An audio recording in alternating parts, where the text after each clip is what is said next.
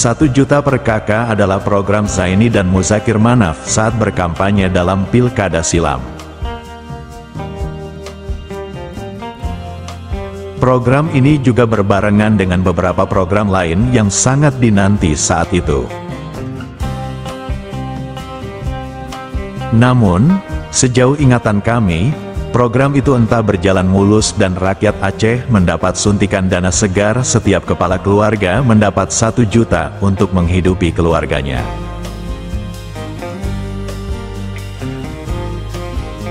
Kita berharap, jika Muzakir Manaf bertarung kembali dalam arena perebutan kursi kepala pemerintahan Aceh tahun 2024 ini,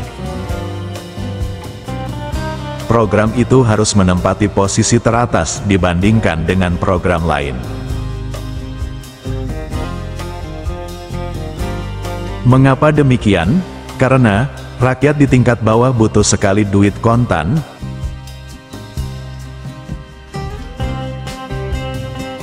Bapak Muzakir Manaf sebagai orang yang berpengalaman mengelola organisasi, mewujudkan program 1 juta per kakak bukanlah perkara sulit. Karena yang paling sulit adalah mengajak warga untuk sabar menunggu dana cair dari pusat.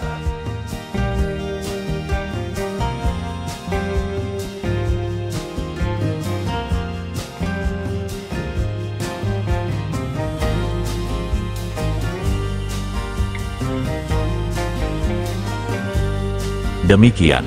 Salam damai, salam Sandawari.